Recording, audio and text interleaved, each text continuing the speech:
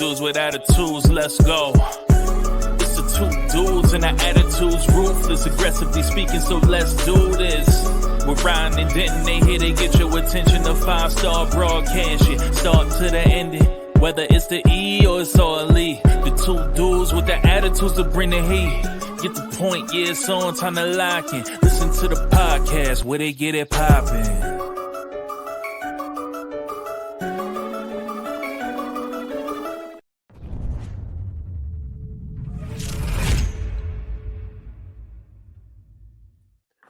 Welcome to Two Dudes with Attitudes with the Heartbreak Dude Denton and Ryan Enjoys Wrestling, and this is our WWE edition, and we are back. And it was a quick week in WWE for us because we already did our Elimination Chamber. But if this is your first time, welcome. We hope you enjoy it, and welcome back if it's not. So I'm glad you keep tuning in.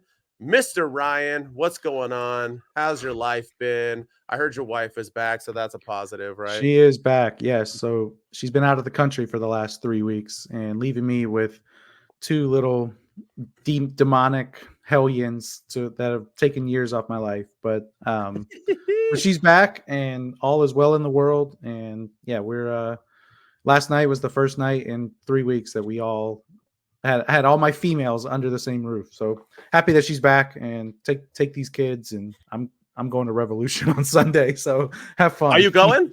I think so. Yes. I haven't asked her yet, but I'm like, I feel like I earned some husband credit. And so heck yeah, do it. Like, You gonna go alone or you got a homie? I got somebody I might go with, but All right.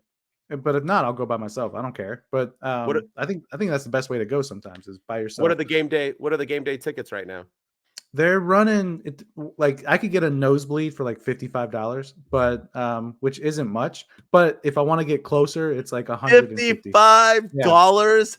That's the last Raw that checked in the Honda Ticketmaster. Center. It was $350 to get into the door.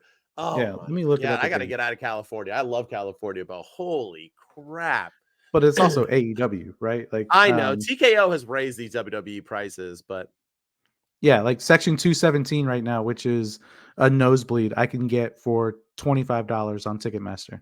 bro, I would pay the $150 and go sit close, dude. $150. That's like a normal everyday ticket. $100, $150, and you're only buying one.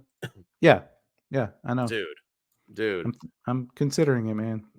But yeah, I got some husband credit to cash in, and I'm going to cash in my money in the bank on the wife and say, I'm going to Revolution. See you when I see you. But we'll see. Well, I'm glad you had all your ladies under one roof at one time again. That's like me since I got divorced. Every day is a bunch of ladies that I have under my one roof.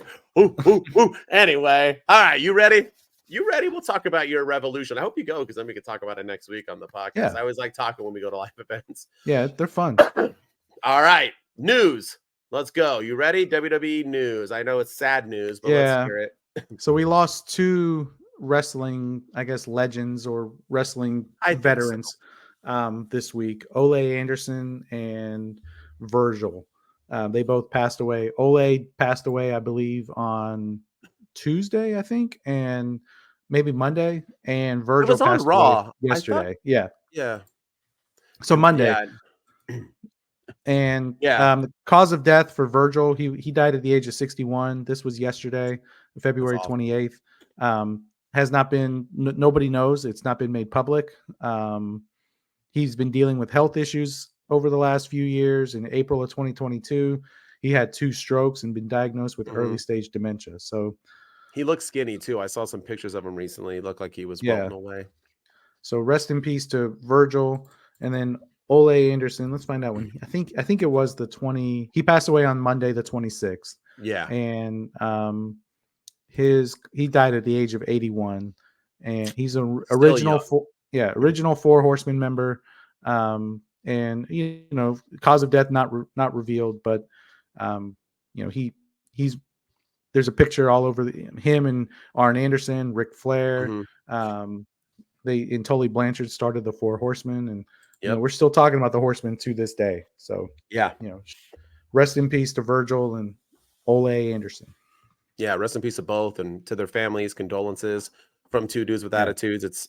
I mean, the only thing in life we're guaranteed is death, right? And it still hurts every single time. Death It and sucks. taxes. Yeah. Yep, that's it. No, some people never pay their Yeah. Some people. taxes. Yeah. I mean, It's they not get caught guaranteed. up eventually. But yeah, man, rest in peace. And Ole Anderson, I mean, I've been watching wrestling since 1983, and he was still kind of before my time in a sense, because back then you couldn't really get all you really got was WWE. But I obviously, for him being one of the ones to start the Four Horsemen is epic, and I've seen his stuff. But Virgil, a little bit more into me. I mean, I was watching him forever, and I always felt bad for him. I mean, he got a bad rap when he went to WCW as Vincent, but Virgil, him and the $1 Million Man, that feud, when he turned on the $1 Million Man, when he won the $1 Million belt, that was inspiring. Best work. Best storyline, best work. And it to this day, and I'm not just saying this because he passed, because I've always thought this, watching him like at an autograph signing, that picture of him where he's like sitting there and it's like WWE superstar Virgil and there's like nobody in the line, always broke my heart. I always felt like I didn't like that he became kind of like a laughing stock of wrestling, because I felt like he put in the time, put in the work, and did his thing. And I'll always remember him for the good times. So rest in peace, Virgil. You gave me some good memories as a kid, my man. Like I was, if you go back and listen to that pop when he turned on the $1 Million Man and when he won the belt, I mean, I was one of those little boys jumping up and down. So, man, rest in peace, man. Hopefully whatever you believe in, you're up there and doing your thing now and living your second life. So, yeah. 61 is just too young for anybody to pass on. So heck yeah, man. It's really unfortunate. Really unfortunate. It is. So. It is. All right. Well, off with the sad. Let's get into the. There's one other piece of news, I guess, before we move on. Right. But it's all over the internet that Tama Tonga is going to be signing with the WWE. And apparently don't say he's going to be joining the Bloodline, because that's like a whole debate, even though The Rock and other people have considered him family, but he's not technically part of the family. But apparently he is signing with the WWE after his New Japan Pro Wrestling exit. So I don't. It is what it is. It's a big deal. I don't know much about him. I don't really. I mean, again, I don't really watch New Japan, but apparently he's really close with AJ Styles. He's been really close with Gallows and Anderson as well. So I think they were in the stable together. So we'll see what happens. They were. But, but people are saying he might come in and join the Bloodline too. So who knows? Yeah, either way, I've seen him on YouTube here and there, right? Because that's the only time I really watch New Japan. And he's good. He's doing his thing. Here's the thing, right? And I'm not trying to ruffle feathers, but him and Shawn Spears coming to WWE are no different than Sasha Banks and Okada going to AEW, because in the long run, they're all going to get used basically the same way. So if you think, Tonga and Shawn Spears are going to come right away and be like ratings out the roof, you're wrong. And if you think Okada and Sasha Banks are going to come over and throw the ratings through the roof for AEW, you're wrong. Like, you can say they're bigger, meaning Sasha Banks and Okada are bigger stars. I agree. But I'm talking about in the way they are being used, there's going to be really no difference. Actually, Shawn Spears might get used better. We'll see. The time will tell, and we'll get into that with NXT. But once again, AEW fans, calm it down. You got to get booked correctly. How's Adam Cole doing right now? He's injured. How was he doing before that? How is Edge doing? Is he even in AEW anymore? Yeah. Once again, don't get excited. I know we'll talk about tomorrow with Will Ospreay's, thing. But even then, what are we doing with Will Ospreay? So right off the bat, like, we need impacts, not just people coming in and getting forgotten. But we'll get into that later. Are you ready for WWE Week in Review? Always ready, man. We're gonna skip SmackDown, but I'm gonna throw it out here and surprise you. Let's talk 1 second, because there was something on SmackDown I do think we need to talk about. We'll include it in our Monday Night Raw recap. It's The Rock. It's the L. Yeah. Let's talk about it. You got anything on this? This is the only thing we'll talk about from SmackDown, since we already did Elimination Chamber. Check it out. It's in our archive. But the L, what's going on? I don't know. Anything, or did he do it? They're focusing on it. They were showing Monday Night Raw recaps of him talking about The Rock sold out, and they kept zooming in on that L, constantly zooming in on it. Yeah, it's I don't know. I feel like The Rock, I feel like that whole promo before he threw the L, he threw some. Mhm. He basically, like you said before, that he basically told us he's turning on Roman Reigns at WrestleMania, and Mhm. him throwing the L up. Mhm. I think that's another sign that, you know, he's not fully invested in the bloodline. He's not, Yeah. or he's going to start his own bloodline and he's going to try to push Roman out, and Roman's going to be the babyface and The Yeah. Rock's going to be the heel.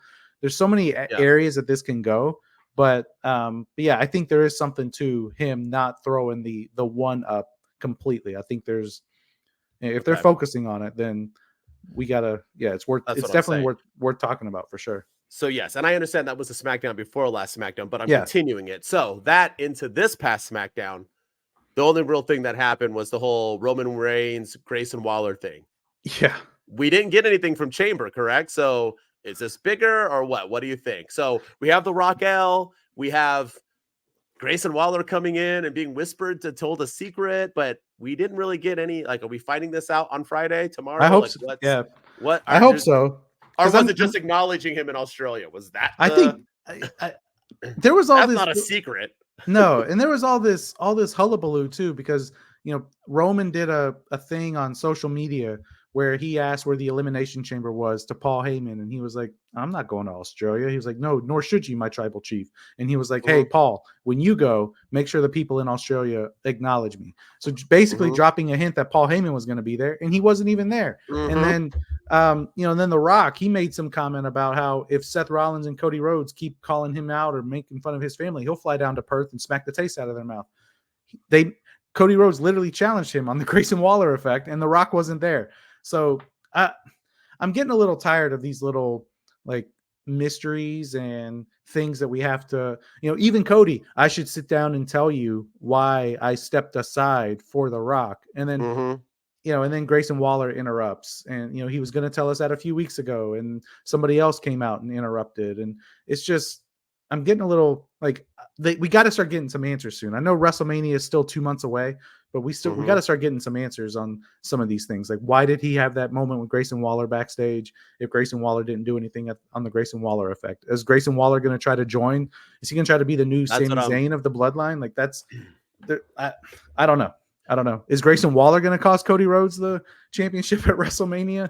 I mean, there's a lot to unpack, but I don't know. We got to start getting some answers though. And The Rock's going to be on SmackDown this week. So is Cody Rhodes apparently. So it should be Rock's going to be on 3 straight SmackDowns. So it should be pretty interesting to see what they do. And with that said too, tomorrow we need to hear what was whispered. I mean, I feel like we need to get there, and I'm excited for it too, because I want it to be so obvious that these stupid Cody fans who are believing that it was a pivot find out it wasn't. So that's what I'm most excited about, that he whispered in his ear, because, you know, once again, like Cody said, he was stepping down for The Rock because what The Rock told him and what The Rock had spoke to him about. But then when The Rock came out and bashed him and basically was turning heel is why Cody came in and then took the spot back. I don't understand why that's so hard for people to believe. He lied to him. This is like outlandish to think that. Like, I don't understand. I'm outlandish, remember? Yeah. Your ideas are horrible. But yeah, so I don't get it. I don't understand it either, but I'm starting to, I mean, we'll talk about it when we get to Raw, but I'm ready for some advancement in these stories. Like, we're talking about finishing the story. Can we at least move the story to the next page? I feel like we're stuck on the same page since the press event. Yeah. Well, let's get into that, because a lot of this is stuck in third gear. You're like in the mud. All right, you ready? Yeah. Monday Night Raw, 60-second or less recap. The show opens with Dirty Dom. That's right. Introducing his mommy. She gets interrupted by Becky Lynch, and they go back and forth when Nia Jax hits the ring and attacks Lynch. Sami Zayn defeats Nakamura as Zayn builds to a match at WrestleMania. Raquel Rodriguez squashes Chelsea Green, literally. Cody Rhodes is ready for The Rock and Grayson Waller tonight. Gunther in the ring for a promo when the Judgment Day cut him off and say they will add another title at WrestleMania, and it's the IC Championship. Dirty Dom gets in his face, gets shoved, and Priest freaking loses it. Backstage, Rhea makes sure they know what they are doing. She basically scolds Dirty Dom, and then Dom runs into Andrade, who says basically he's wrestling Dirty Dom first. Imperium defeat the New Day. Chad Gable wants in on the fun, who will face Gunther at WrestleMania. Baszler and Stark win again against the same two people. R-Truth, Miz, DIY have a plan for the Judgment Day. Bum, bum, bum. Drew is out for a promo, and he sits down and shoots on CM Punk. Seth Rollins comes out and tells Drew why it's important he needs to destroy the Bloodline and not care about his actual heavyweight title.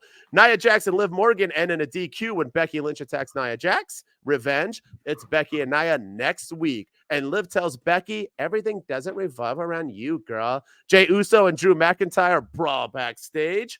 Cody Rhodes beats Grayson Waller in the main event. And we close the show with Paul Heyman and Cody Rhodes going back and forth. Paul, call Roman. Paul, call Rock. And Cody says he's hunting Bloodline. And that's the Raw recap. Oh, Elmer Fudd. That was Elmer Fudd. Yeah. Thank you. Do Yeah. you like that, right? I'm hunting rabbits. Thank you. I'm hunting. You got to say it like him. I'm hunting the bloodline.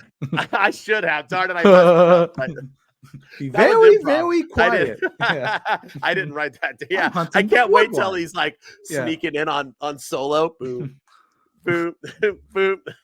Pulls his pants down or something. Tells the crowd, be very, very quiet. He's like, But- you're going to do the Bloodline. You're hunting the Bloodline. You're hunting the Bloodline. You're hunting the Bloodline. Can't wait till he like does the infamous Bugs Bunny. Oh, yeah. I do that with my kids. It never works, by the way. So that's a complete bogus theory. The reverse I do that all psychology the time. thing. Yeah, no, when you just switch it all of a sudden, never. No, it doesn't work. All right, I'll let you start. I mean, there was some good stuff. The positive, I'm going to let you start, but Judgment Day, that was a positive. I'm rocking my senior money in the bank. I'm back, baby. That was a positive. But what do you want to talk about? Start wherever. We'll cover some stuff.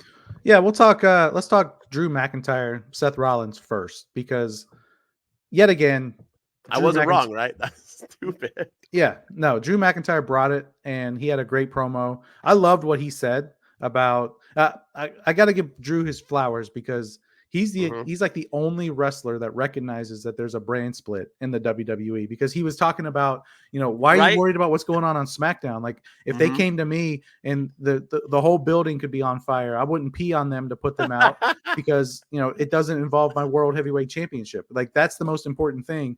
And even Seth Rollins was like, yeah, I think you're right, but some battles are just worth fighting, and that's a risk I'm willing to take. And it's just, you keep putting your championship down and you're losing.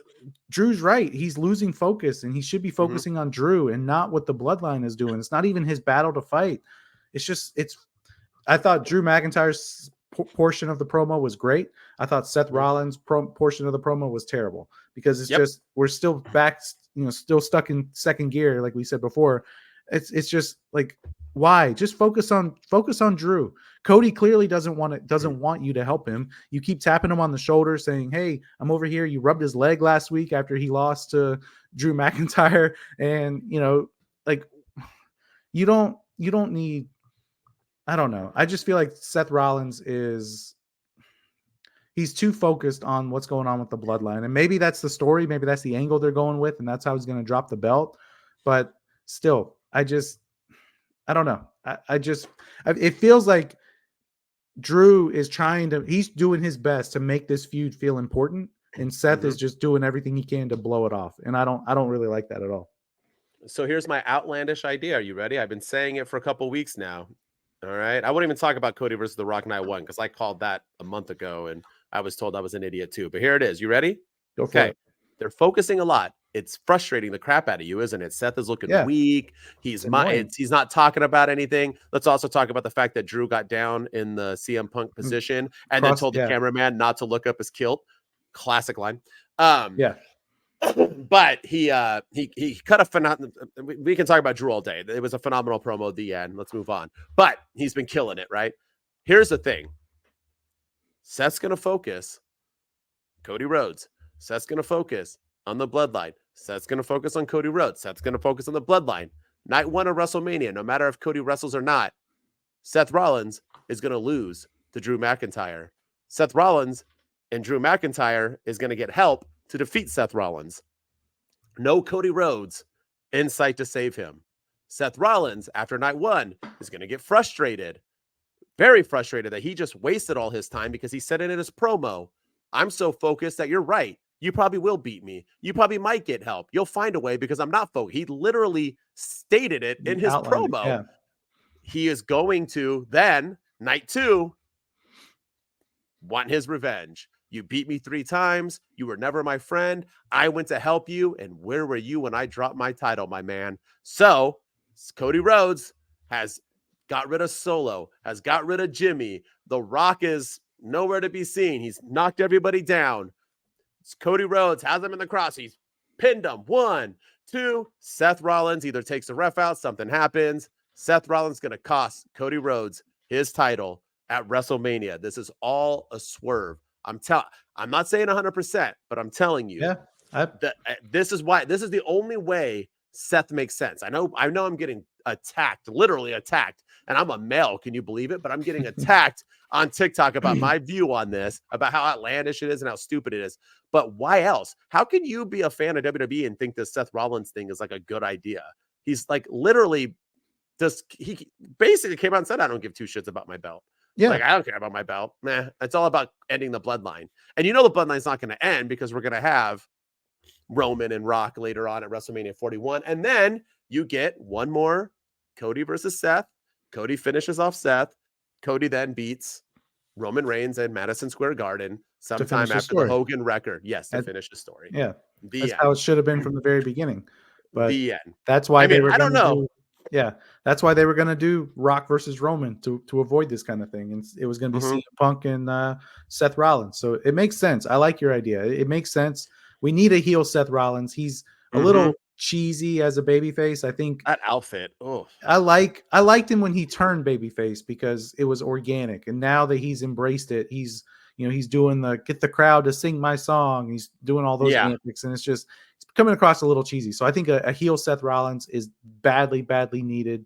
And if he cost Cody the championship, I mean, the heat he would get would be astronomical, and it wouldn't even be because of the bloodline. You can't blame Solo for this one. So I love the idea. I do love the idea. And I think that's the only thing that makes sense. And if they don't go with that, then what is all this for? That's what I want. That's what I'm saying. Yeah. We're doing all this just for him to help Cody win. Like, that doesn't make any sense to me. Yeah, no, I agree. I completely agree. And, the other thing I want to talk about too is the ending segment with Cody Rhodes and Paul Heyman. I got to say I thought Raw was solid up until the ending, and the ending I don't know. It was just weird. All of it was weird. And, Paul Heyman came out with these 3 random guys that were supposed to be New York City police officers that were off duty. Were they? Is that what he said? That's what he said. They were like NYPD police off, but they were off duty. But weren't they in California? So like, what were they? Yeah, I don't.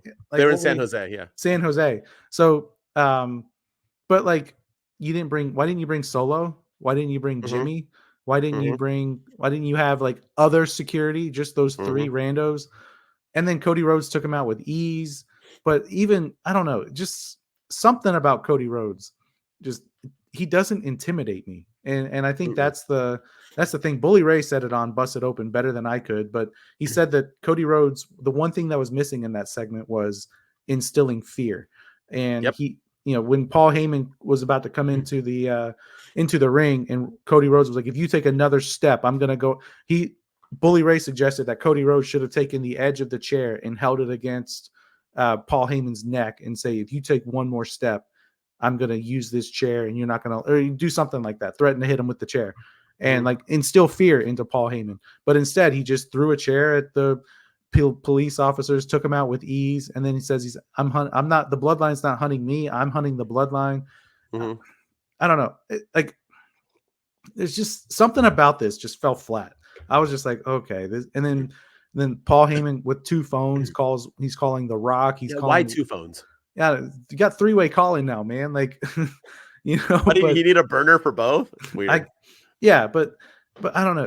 And then the segment just ended. And it was like, oh, okay, that's it. I kept waiting for, when Cody Rhodes was like, I'm hunting the bloodline. I kept waiting for Jimmy Uso to come out and Solo to come out and say, you want us, here we are. And they take him out then and, make life miserable for Cody Rhodes going into WrestleMania. But instead, like, the whole thing just was odd. And the New York guy, the police officers, the security people, they were a joke. And it was just, all of it was bad. I did not like this closing segment to end the show.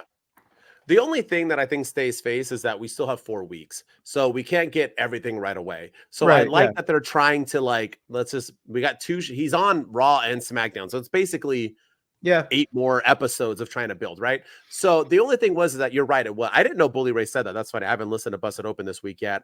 That's funny because I thought the same thing. There was no fear. Like, why am I afraid of Cody Rhodes? Because he beat up once again, why are we allowed to beat up? I've always hated this with WWE. Back when Stone Cold used to do it and I was a child, I'm like, how do you just get to beat up cops? Like, I get beating up your boss or beating up other people, and you don't just get to beat up cops in this world. That's not how like life works. So I always think it's so funny that these wrestlers just like beat the bananas out of these like police officers when it's like, no, bro, that's not, you don't just get to beat up police. At least Stone Cold used to get arrested afterwards. Remember, all the time he beat up cops and he got arrested. Like, at least it was like come on now. I get it's fake, but we are scripted, but we still need to like keep some realism. But you're right, and Bully Ray's right. There was no fear to it at all, like whatsoever. Like, why Cody Rhodes with his bleach blonde hair and beating up 3 dudes our size doesn't really like intimidate me that he's going to be hunting for the bloodline. Now, I do like that he is hunting the bloodline because I stated once again before too, if you are going to have Cody win, he has to be able to beat everything that he wasn't able to do in the first WrestleMania. So he has to get rid of Solo. Now he has to get rid of The Rock. Now he has to get rid of Jim. He has to be able to overcome it all. You can't just have the same result, right? Right. So it's either going to be him overcoming it all or Seth turning on him, right? That's going to be one or the other. You can't just have the same Mania. So I do like that he's hunting bloodline. Let's see where it goes. But it has to be more than just beating people up with chairs. He has to have more viciousness. He doesn't need blood, but more viciousness to him. And maybe a little bit more. You can't come out and kiss babies and then be like, I'm hunting the bloodline. Like, it just doesn't do it for me. So, and the Paul Heyman, this was one of the few times his promo kind of was like, meh. Like I said, I get where they're going with it. I get what they're trying to do. It just wasn't executed properly. That's all. They tried their best. And it was random too, because that main event, what was dude, Grayson Waller just had the biggest pop of his life, maybe of his career. And then you just have him get squashed like the next day. It was kind of like weird booking. I don't know. Poor Grayson. And Theory was there and now they're best friends again. I don't know. And Michael Cole on commentary. Guys, we have some breaking news. Paul Heyman is backstage. Like, we saw him backstage during an interview. Like, they didn't acknowledge it because he was like off camera, but you could see him backstage. Yeah. And it's just like I don't know. The whole thing just felt like I get they want to try to make it feel real, but I don't know. It just felt a little over the top. All right, let's end with Gunther, right? Because he's the only champion on Raw. So let's end with it because it had a lot to go to it. But I like what they're doing with Gunther. I like Sami Zayn wanting Gunther. I like Chad Gable coming back and saying he wants Gunther. I like the tease of Dirty Dom going after Gunther, or maybe Priest cashing in on Gunther. I like it all because I think right now, is Damian Priest going to cash in on Drew? Or I don't see it. I don't see Seth winning, and there's like no chance that Drew McIntyre is going to lose at Mania. Like, I feel like he's just so hot right now and everything he's talking about. The dude has to win. So now what are we going to do with Damian Priest? So I see a lot of scenarios after this, but I liked Dirty Dom stepping up. I like that he wasn't fearful of it. And I like the 4-way. Is it going to be a ladder match? That's a good way to get Dirty Dom the belt without pinning Gunther. And I know a lot of people are peed off that Gunther needs to be pinned, but I like the idea of him not being pinned because, like we had stated, you build a better heel that way, because now people are even more mad, and that gets Gunther into babyface mode, which leads to him to his next world championship run after this. So I like what they're doing with it. I like it all. I think ladder match or 4-way, Sami Zayn, Gunther, Chad Gable, and either Dirty Dom or Damian Priest all on that match. That's money, man. But I could also see, not saying it's going to happen, I could also see that 4-way happening, Judgment Day helping, like Mommy helping Dirty Dom win in a ladder match or whatever. And as soon as he wins, Priest cashing in and taking that belt from him, ending the Judgment Day after WrestleMania. I can see that happening too, or at least Priest moving on. Don't speak that into the universe, because I'm not doing it. I'm just saying I can see things like this happening. But I don't see Damian Priest just cashing in and including himself in the match. So I think it will be Dirty Dom, but I don't know. Maybe Priest was just fired up because Judgment Day is on all cylinders again, and he ain't going to let people punk his boy. I don't know. Yeah. No, I hear you, and I do think it should be Dirty Dom now. That ends. I've been on the Gable bandwagon, but I do think now it should be Dirty Dom who ends Gunther's reign. And I love the idea that I say just do a regular 4-way. Don't do a ladder match. Don't do anything crazy, and just have Dirty Dom, roll up Sami Zayn and pin him, and then be the the heel heat that he would already get, and then the even bigger heat he would get just by winning the Intercontinental Championship in a sleazy way without pinning the champion, and then going around touting how he ended the reign of the greatest Intercontinental Champion of all time in Gunther. I would love it. Now, the only thing is Gunther would want a rematch, and Gunther would probably wipe the floor with Dirty Dom in a one-on-one match. But I mean, they could move him on to because they can have him cheat to win. Yeah. They could do an injury storyline. They could do something to write Gunther off TV for a little bit, so Dirty Dom could have a good reign. I don't know. There's so many different ways that they could do this, but I think it should 100% be, if they're not going to do Dom versus Ray 2 at Mania, which I don't think they will, because Ray has to come back and fight Santos Escobar at some point.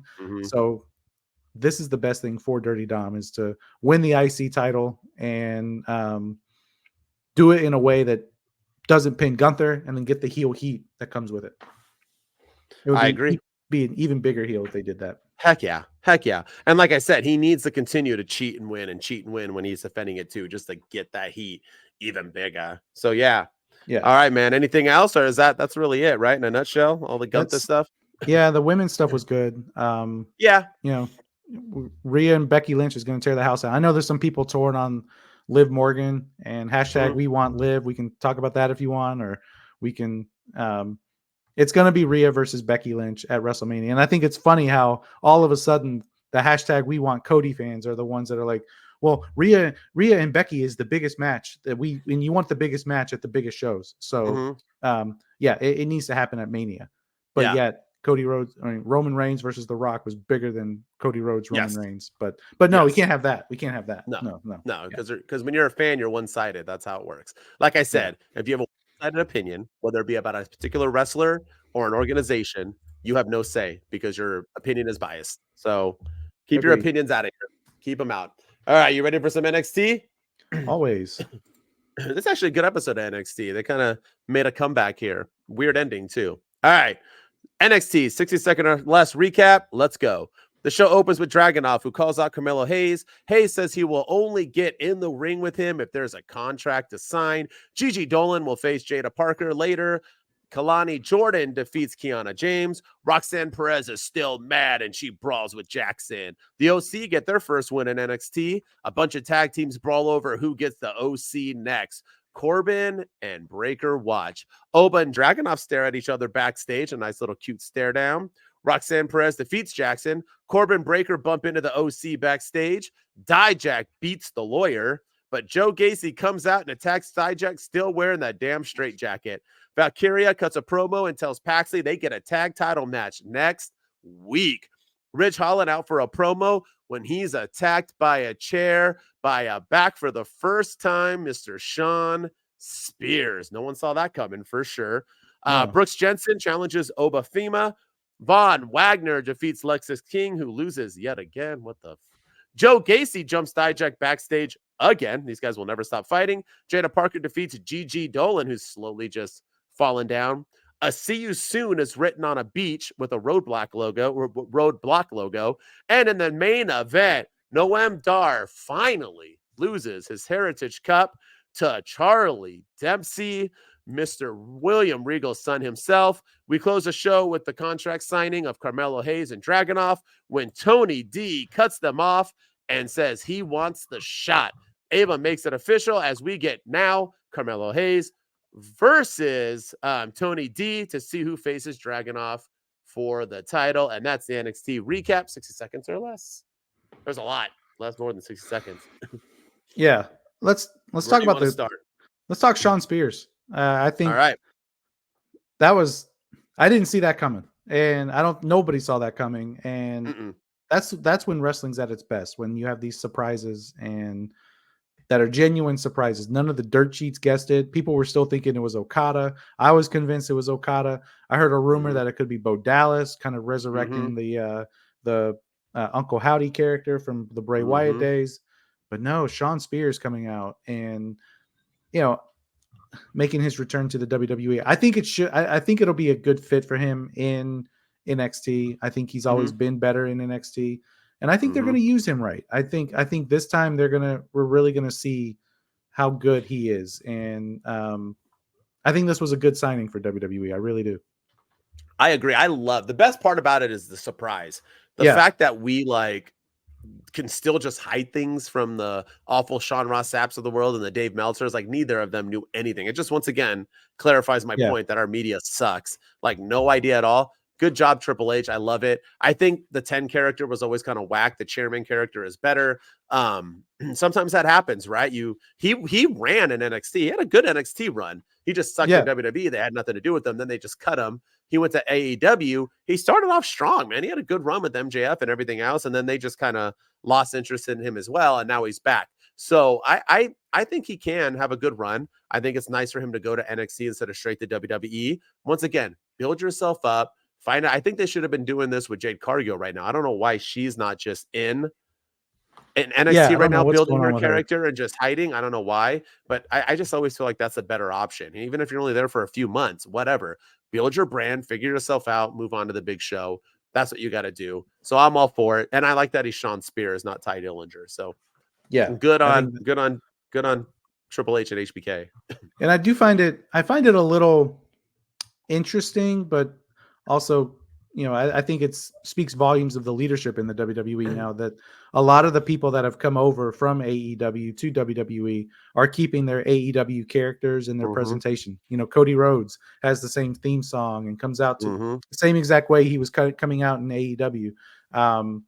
You know, the only one that's really changed is Lexis King when he was Brian Pillman Jr. And maybe he wanted that change, maybe he didn't. I don't know, but you know, Jade Cargill came out to pretty much the same presentation and everything. Shawn Spears is the chairman, Shawn Spears in NXT now. So I'm curious to see, you know, I think it's a testament to Triple H and Shawn Michaels being, you know, not so much like, oh, this is an FU to AEW, but just more of like, hey, this is what made these guys thrive. This is what made them popular. Let's give it to them. Let's let them be them. And then they can ride that history a little bit more too, because, you know, there's people that are like, well, he's been in WWE before, but he wasn't in WWE. The character Shawn Spears has never been in WWE. The character Ty Dillinger was in WWE. So now you can kind of play on his history and across pro wrestling. And I just like it. I like the presentation thing that they're doing.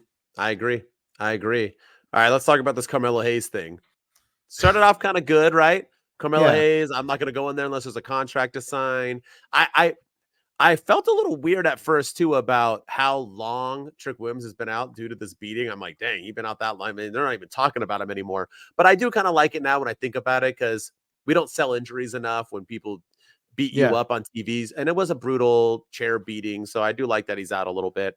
But where did this guy? I know Tony D wanted to be the new Don again in NXT, but this was like out of left field. I mean, Carmelo Hayes was pretty much guaranteed the shot at Roadblock. Now they're moving it to the match at WrestleMania, basically. So we're going to wait that long. So that means we don't get Trick until April, right? Because that's what they're saying they're moving it to, right? So it kind of caught me by surprise. Tony D just comes out and Ava awkwardly, like, man, Ava, whew, she's going to get better, hopefully, but gosh, she's awkward. But I mean, they just, did it come out of left field, or did you like that come out of left field? Do you think now Trick, do you think they're doing this to get Carmelo and Trick out of, maybe they decided they didn't want the title match? So are they going to have Trick cost Carmelo his chance and have Tony D then face Dragunov at I can see that. Stand and Deliver? Is that what they're doing? Is that what we're going? Because it was kind of caught me off guard. I mean, I don't know.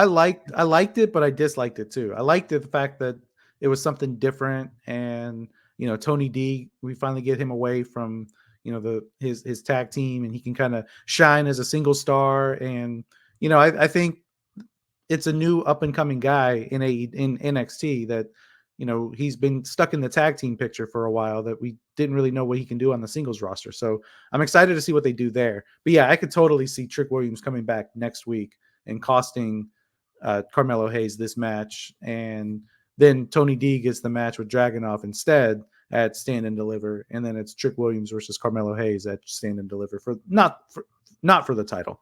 So I think it would have been better if Trick had cost Carmelo the title, though, and you took everything from me, so I'm taking everything from you, type thing.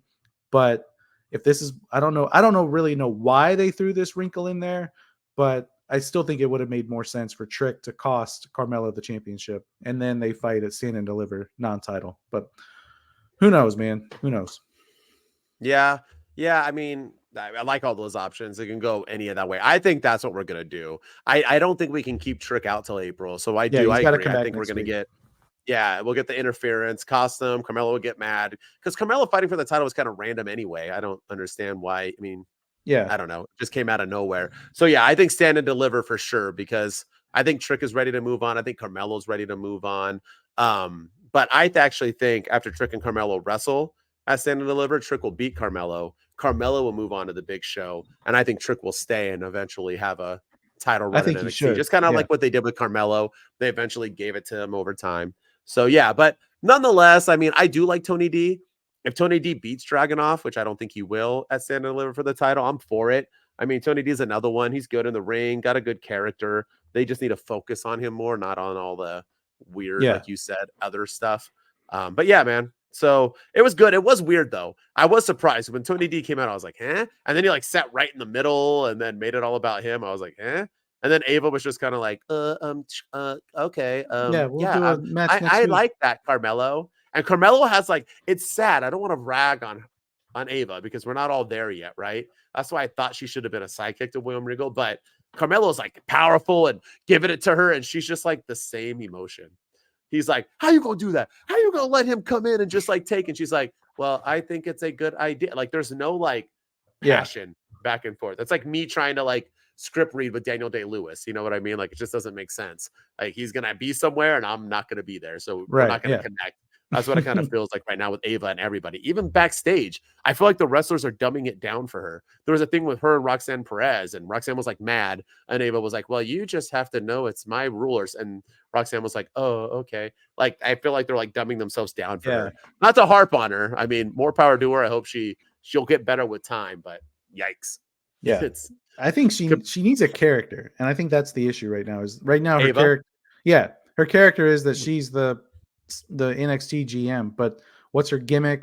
Is she a heel? Is she a babyface? Is she a rule follower? People don't like rule followers. So let's give her more of an edge or something. And I think if they do something to get some personality out of her, but everything does feel pretty one dimensional with her. It's she has no emotions when she's out in the ring cutting promos. Yeah, I agree. All right. Is that it with NXT? I think that was about it, right? Yeah, it was a solid episode. Yeah, it was good.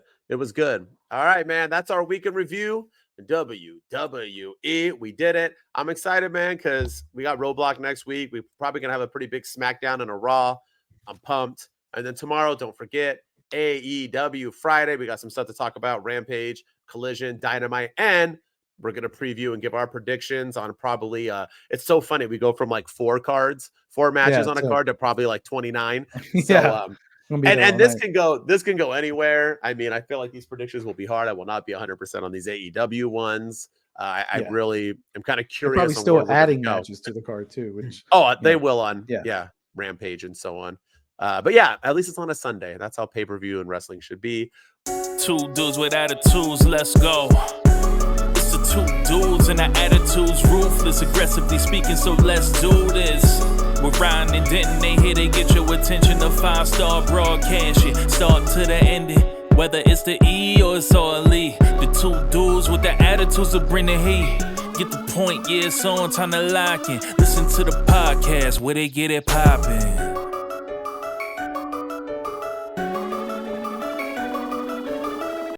2 dudes with attitudes, let's go. It's the 2 dudes and the attitudes, ruthless, aggressively speaking, so let's do this. We're Ryan and